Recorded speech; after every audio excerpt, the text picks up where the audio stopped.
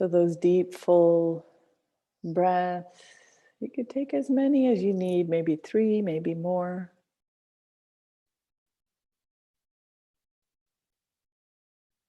And then letting the breath become natural in and out through the nose. Relax the cheeks and jaw, relax the forehead and face.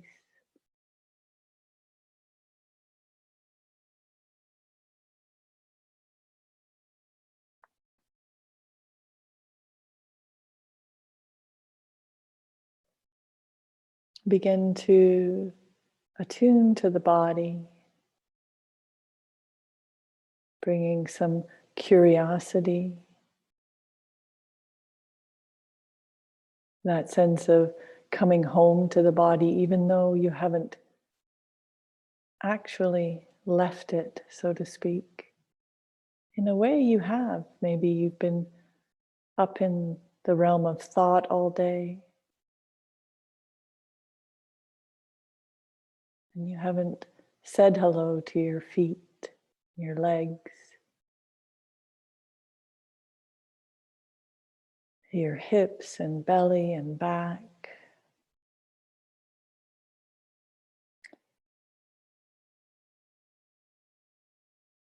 So you might even have, if you've been craving like I have, the meditation tonight and during the busyness of your day, you might even meet the body in this moment with some joy, with some excitement to be home, to be paying attention,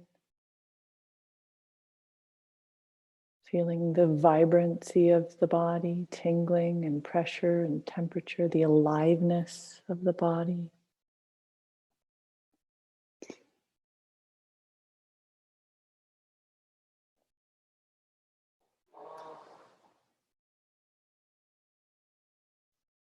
Do you mind checking?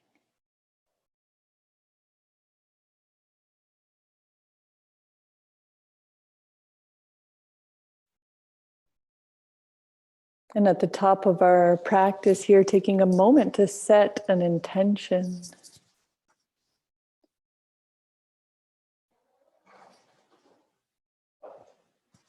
So we can set this both with respect to this evening's practice, encouraging ourselves to really be present.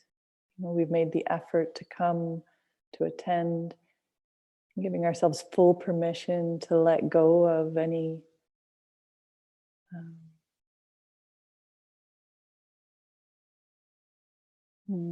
mental formations we've been struggling with, any worries or problems that we've been trying to solve, or reminiscing, kind of sticky thoughts. We can just think about putting it all aside for the hour we have together. So that's one part of our intention, the resolve or the self-encouragement.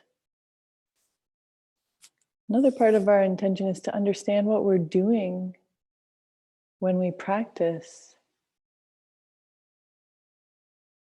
And we've been talking about this the last few weeks, making this shift from our life being driven by our desires.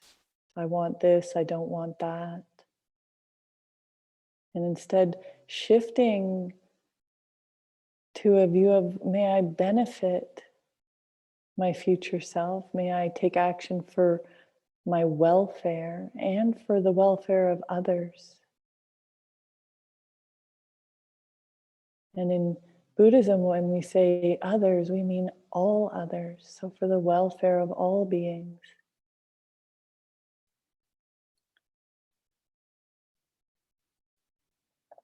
We make this shift from identifying with ourselves as separate and solid and struggling individuals. And we take the view that we're going to practice tonight, and in general, we're going to live from a place of wanting to benefit all, best course of action for all beings.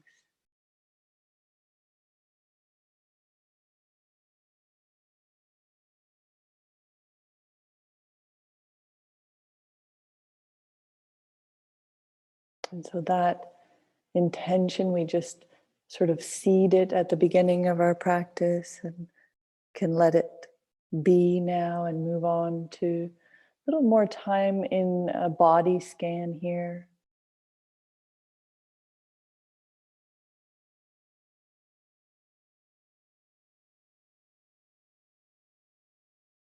And tonight I think we'll keep it really simple and I won't guide too much.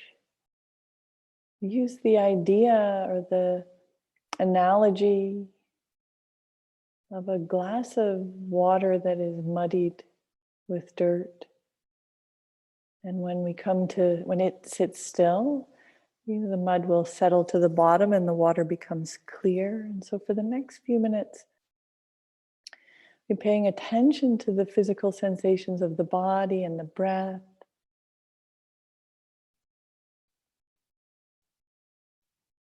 But with a really laid back attitude, like we're just waiting for the dirt to settle, the discursiveness of the mind to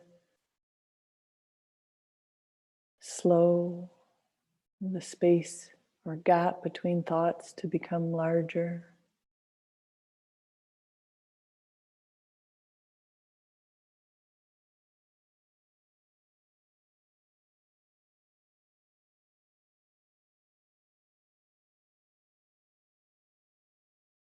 So sit, or if you're laying down, know you're laying down. Sit and know you're sitting.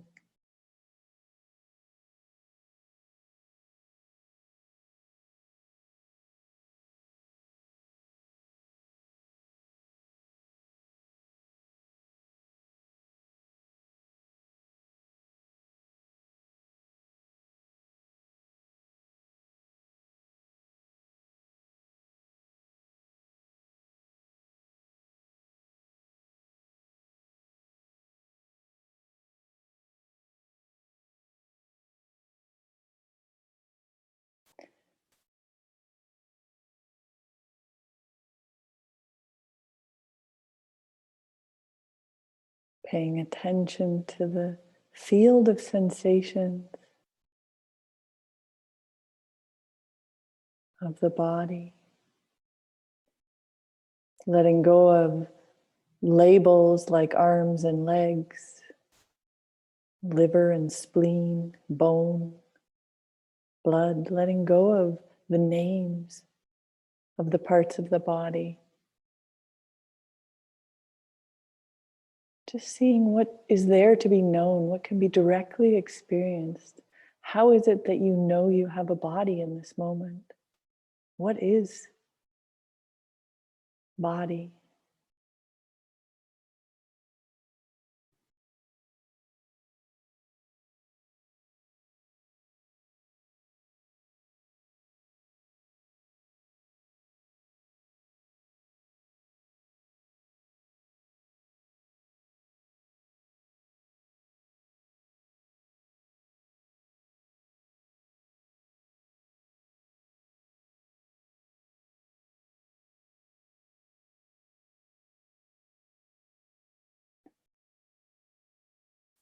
And then finding the breath moving in the body.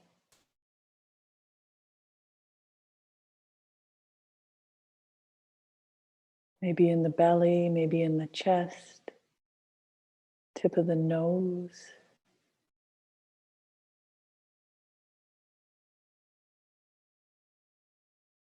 And as your attention locates breath, see if you can hold on just lightly so that you can follow a whole inhalation, whole exhalation with this same curiosity. What is breath?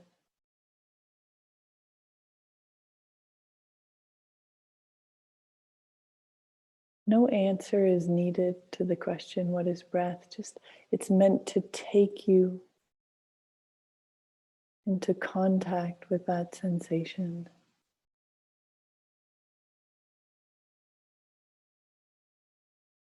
And here we'll stay for a few minutes, with this light hold of the attention and the breath. And if it helps to keep you with the breath, you could gently or softly, lightly say in on the in-breath to yourself and out on the exhalation.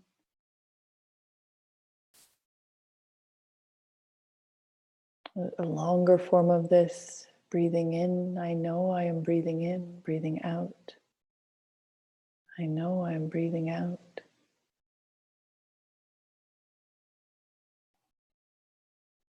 In and out.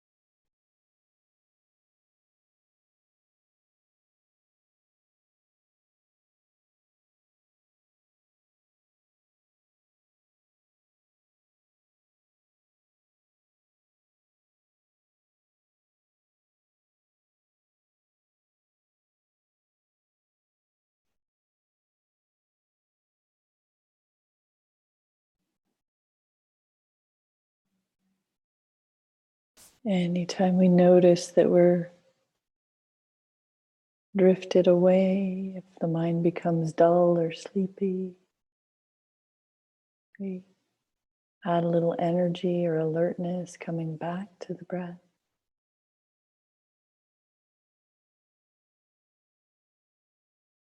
Kind of internally awake, the heart, the mind bright and awake with the experience of breath.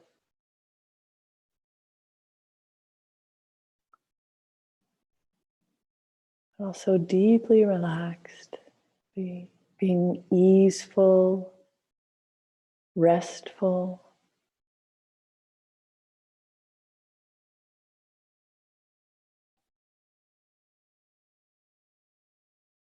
We can kind of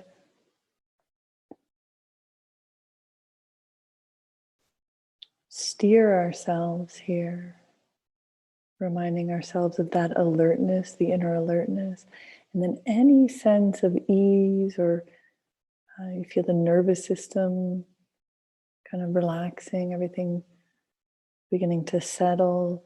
When you notice that, letting yourself be drawn there to the ease, letting yourself open a little more, relax a little deeper,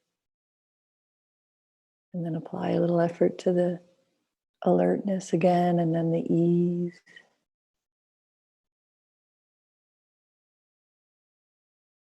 Just breath in and out.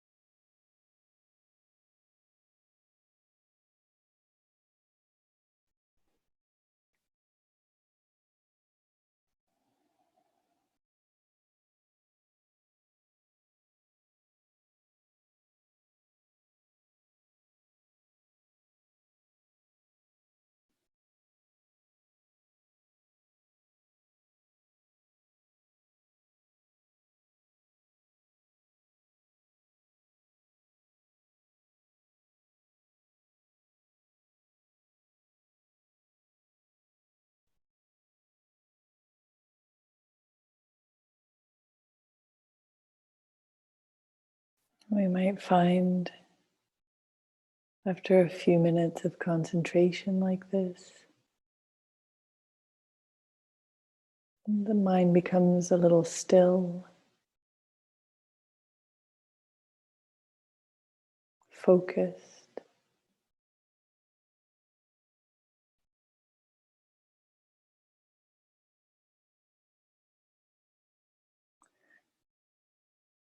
It's as if we can get closer to the breath, the other objects of mind and other sense objects dissolving into the background. Just breath in and out.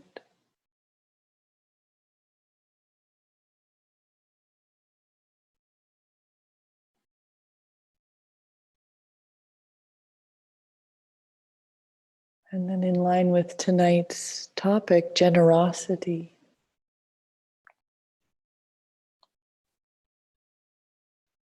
We can apply a sense of generosity to the attention we give to the breath.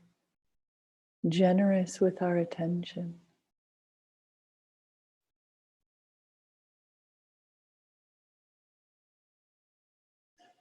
So the same way that when we practice generosity of attention with someone else, we are committed to listening fully to what they have to say or to being fully present with them, that kind of generosity of presence. We apply it to the breath now.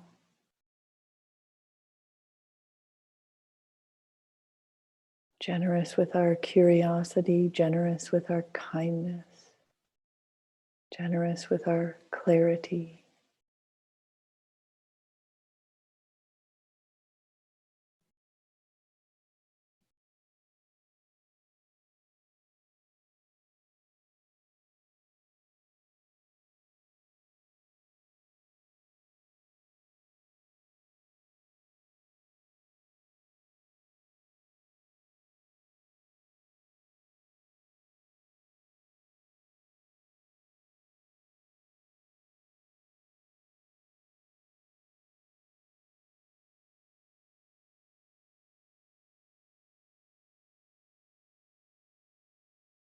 With generosity, as we begin to explore the topic of generosity, we'll come to see that receiving is as much a part of generosity as giving.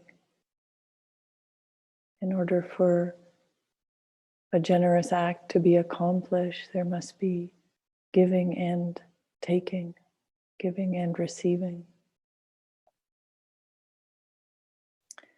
And so we can incorporate this sense of receiving the breath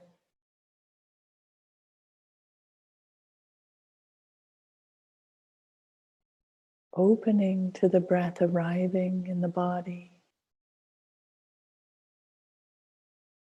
and seeing how that is generosity too.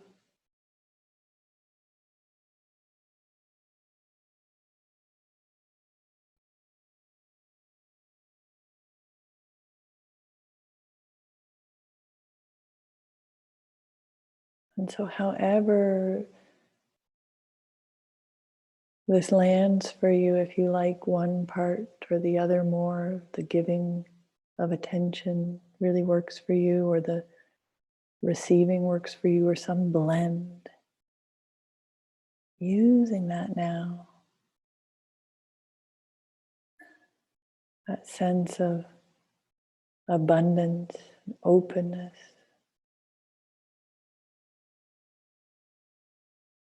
to deepen even more into knowing the breath.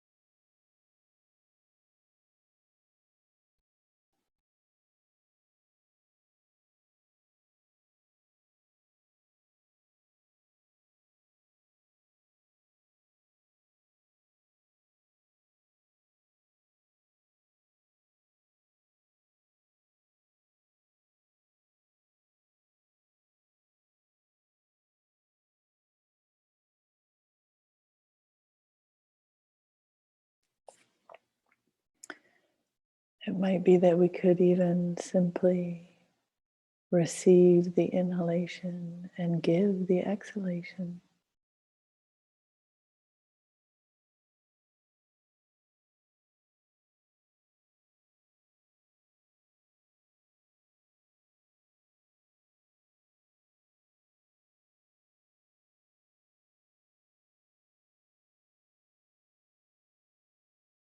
And if you're attuned to the selflessness of phenomena, the lack of inherent solid existence that we talk about, the Buddha's teachings on emptiness,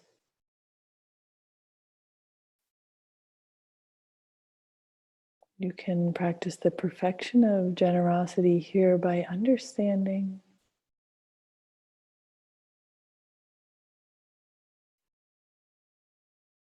receiving the breath, giving the breath. Who is receiving? Who is giving? To whom is it given? You see the sense of solidity dissolve.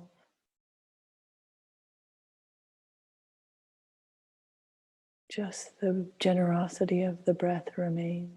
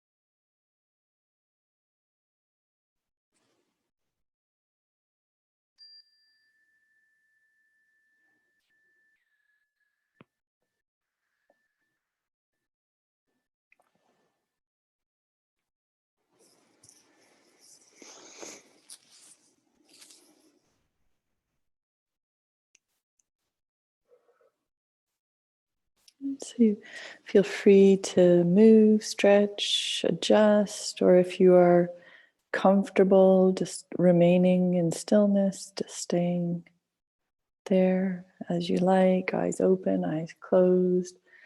And I'll talk a little now about generosity, and then we'll leave time at the end, a few minutes, for any questions or discussion, either about the topic or about the practice, the meditation that we did. Okay, so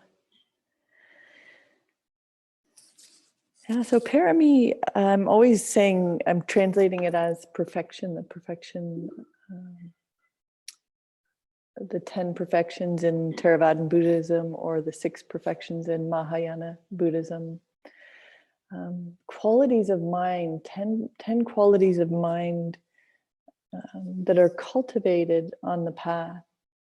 And we sometimes we work from the side of cultivating them actively, like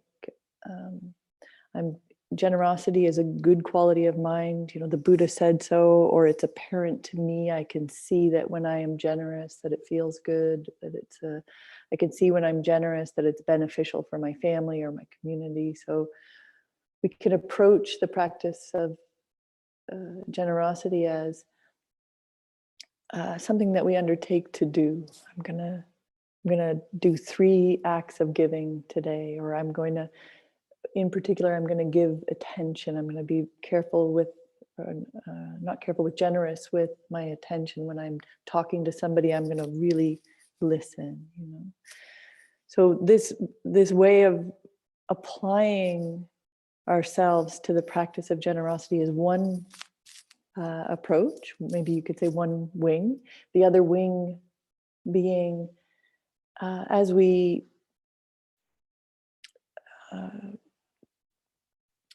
we practice more with stillness, as we do a deeper and deeper meditation or more regular meditation, and we become aware of the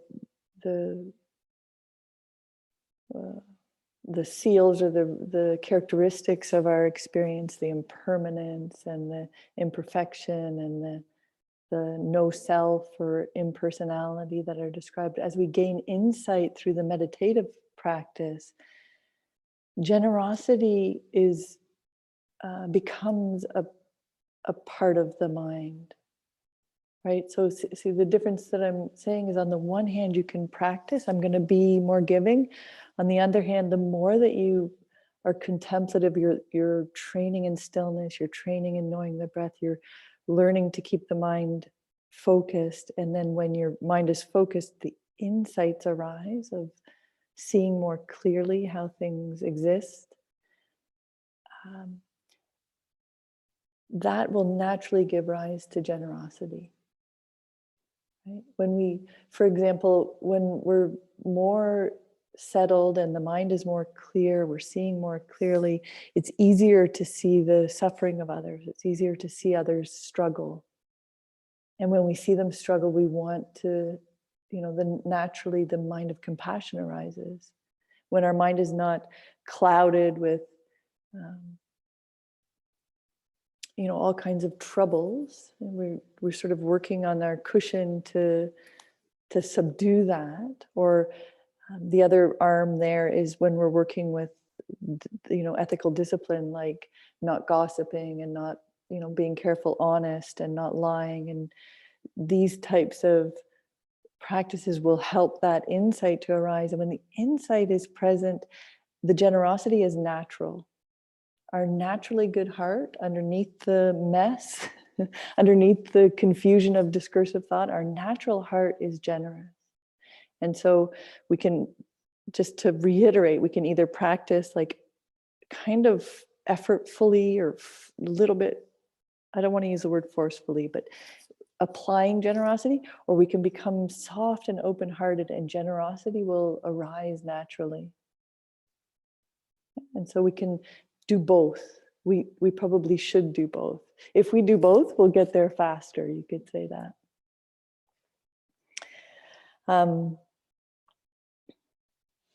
So generosity, it's the very start of the path, and it's the middle of the path, and it's the end of the path. Generosity, this giving, this wanting to give, is about letting go. We've done that groundwork over the last few months of understanding the 4 floods and the suffering of the grasping mind or the craving mind, the mind that's holding tight, to the story of me. And that I'm doing this with my fist because it describes what that's like: this craving, this grasping, this attachment to the next pleasant feeling, or getting rid of the unpleasant feelings, this spell that we're under.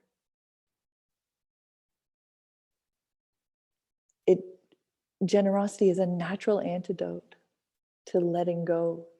Stop grasping. How do you stop grasping? You train in opening, in not grasping anymore. And not grasping involves being willing to give.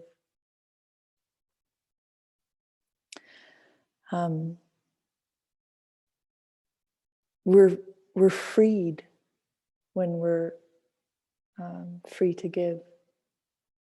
Not burdened. I'm sure some of you have had this experience. If you do a big clean out, or if you have to move and you have to go through all your stuff, and you like astonished at how many boxes of stuff that you haven't looked at in 10 years are there. And that we accumulate material possessions. We fill our basements and our attics, and they have there's a whole industry built on self-storage, of putting our stuff in boxes somewhere. This holding on to things, and even when things are tucked away in boxes and we haven't looked at them for 10 years, it's kind of like we're still holding on. There's some part of our psyche that is still holding on to that. So if you've ever had the pleasure of purging that, completely cleaning house, there's a freedom in that. It's like space, room to breathe. And you could think of training the mind and the spiritual path as a kind of purging, the accumulated attachments we have, the habits that we have to hold on. That clinging, that craving, that wanting to not let go. When you begin to see it like how it is for us, that we do that, and then see it closely, we realize it is the nature of suffering. That's what the Buddha means when he says, I teach suffering, and that our experience is pervaded with suffering, and that the root of it is craving, because it is painful to hold on. And we're holding on to things. If you go back to, material things that we're holding on to, we're eventually going to have to give it up, right? We might cling to it till our deathbed, but it will be pried from our possession eventually.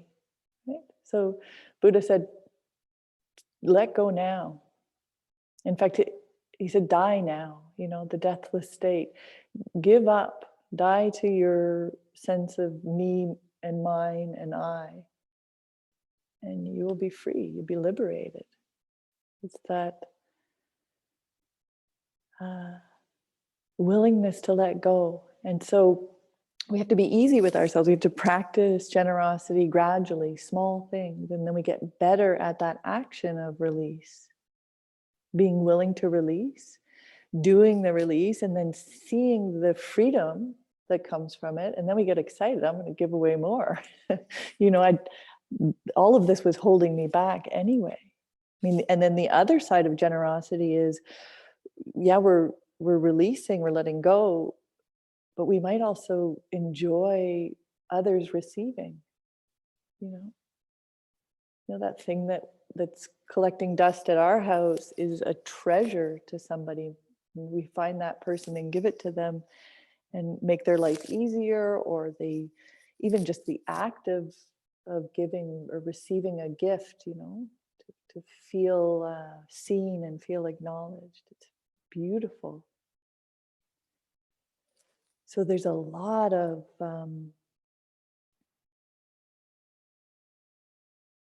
joy. There's a lot of pleasure. It's a different kind of pleasure than sort of a worldly pleasure. There's this the pleasure of giving to another. So worldly and unworldly are terms they use to describe. So worldly giving would have, a bit of an exchange to it. Or this idea, I'm going to give and then I'll get something. Unworldly is giving and seeing that is liberating. So I'm going to give and liberate myself, and not just myself. I'm going to liberate all living beings.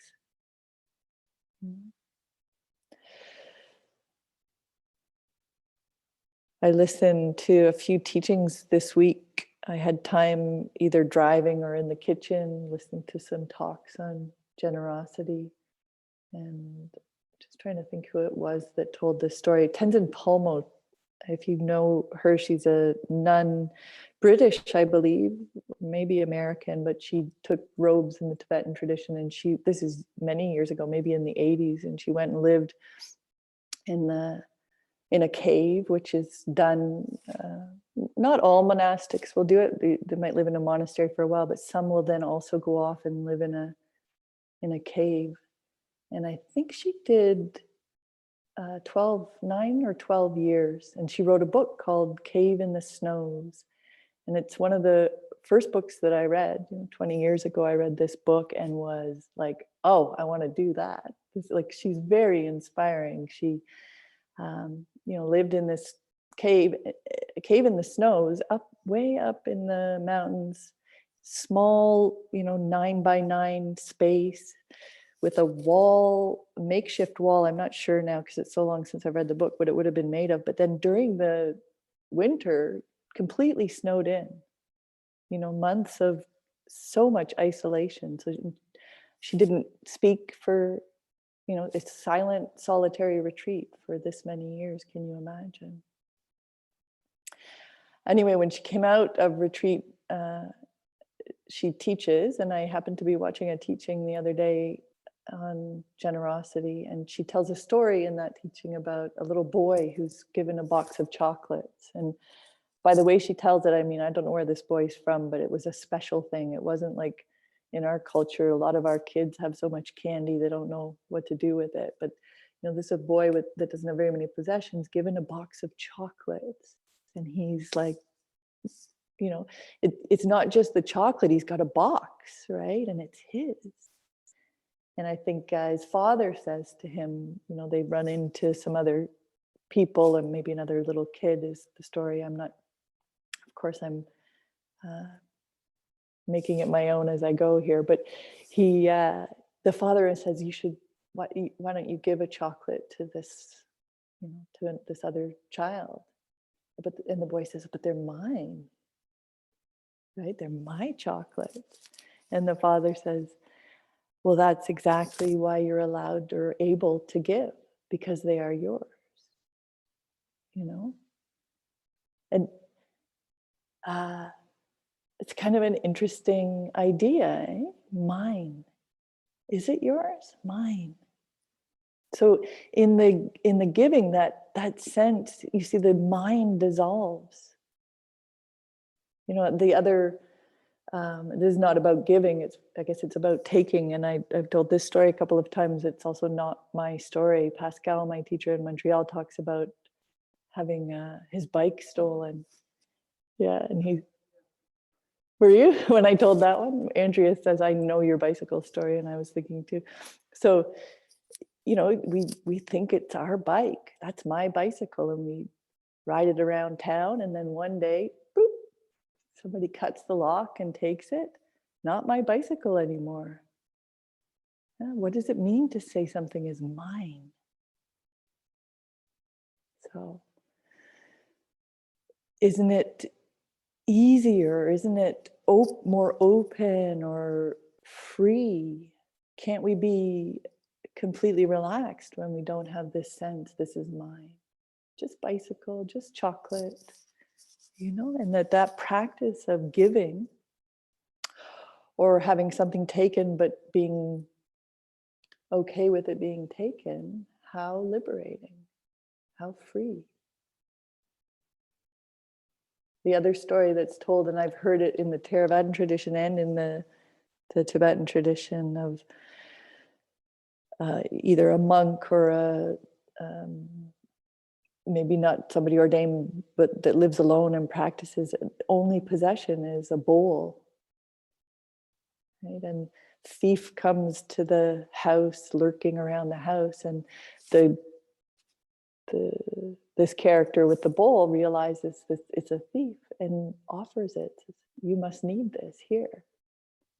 You know, he stops him from creating the bad karma of stealing, and also he just doesn't have any attachment to possessions. So free.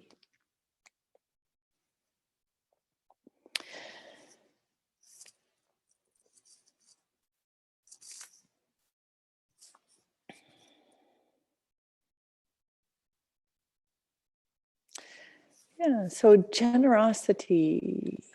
We can practice generosity in lots of ways, and with the other characteristic of this set of teachings, the set of 10 perfections, is they are the kinds of practices that we can be doing all the time. Right? So we can practice generosity during the course of our life, or any of the other 10 perfections are things we can engage in without having to stop our life and go off on retreat somewhere. There's opportunities all the time to practice.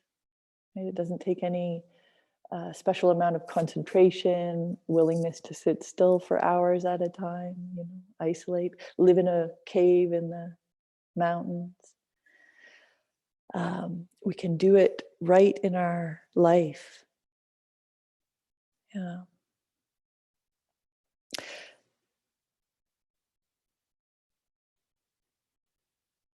So I think we'll leave it at that. What I want to do just before we do questions and discussions is a second little sit here, and I have some questions that I just want to plant as seeds. So what we'll do is just visualize ourselves moving through, you can imagine the kinds of things you are doing in a course of a day, like as we sit and visualize, you just, you in your house, or you at your job, you in relationships that you're in with other people. And we'll imagine practicing generosity, and then I'll ask these questions just to give you some guidance with how you might incorporate the practice of generosity in your life. So coming once again to a comfortable position for a few minutes of contemplation, and you could close the eyes and take a moment here just to come into the breath and the body.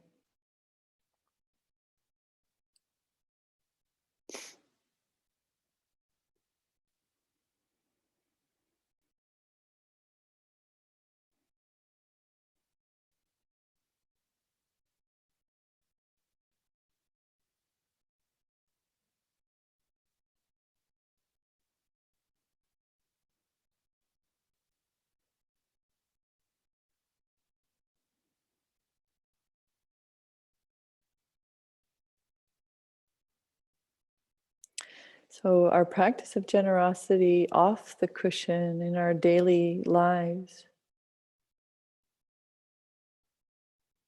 should be done with mindfulness. The power of the act of generosity really comes from being aware of what we're doing, maybe even why we're doing it. This to liberate ourselves. So, not mindlessly giving, but mindfully giving. We can give our attention, we can give material goods, we could give food. We can give people compliments or encouragement. Yeah. If we're skillful, we could give people honesty, that, honest feedback in a way that would be beneficial. That could be a kind of generosity.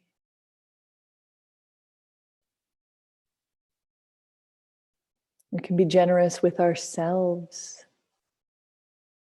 It's so needed that we need to feel whole before we have the capacity to give to others. We might make sure that our practice of generosity always includes ourselves.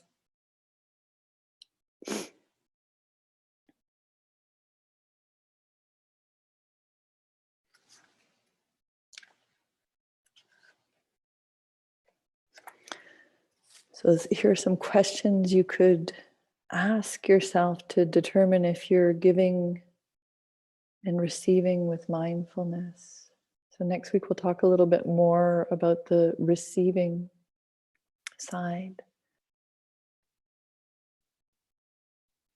But for this week you could focus on practicing giving. And you could ask yourself, what is happening in my body when I give? So as you undertake any kind of generosity, just noticing what it's like for you in your body.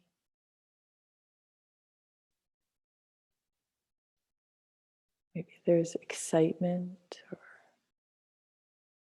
anxiety.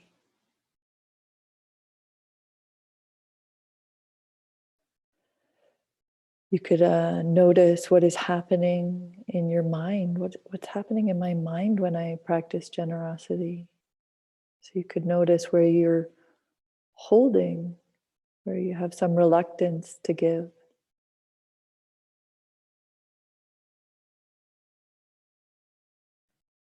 You could ask yourself, is there a sense of ease, openness, non-sentimental loving kindness? Is there a sense of compassion in this act of giving?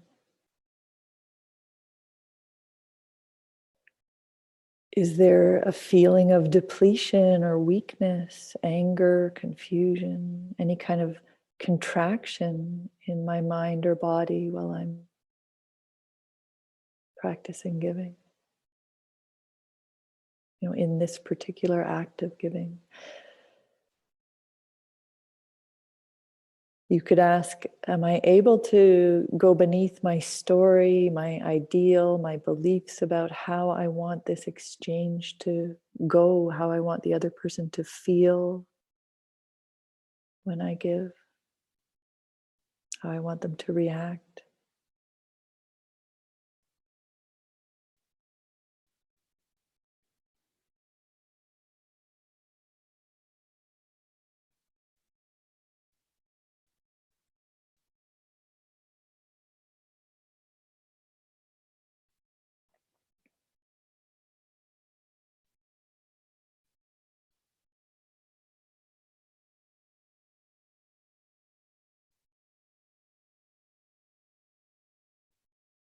And as we close, we can do our formal dedication just here at this point, and then we have about 5 minutes left for discussion. So I wanted to do actually, often I just compose a dedication, just from the heart and in the moment. But tonight I wanted to use a Sylvia Boorstein closing dedication. So just, if it feels right for you, either putting your hands over your heart or together, palms together in front of your heart. And this is a dedication of the practice we've taken together tonight, the effort to come and listen to teachings, to spend time in meditation. We take the karma, the action of undertaking this practice, and we give it to others for the benefit of others. So may all beings be happy. May all beings be peaceful. May all beings come to the end of suffering. May whatever merit we accrue from our practice and study together be offered freely and shared with all inhabitants of the earth. May all beings come to the end of suffering.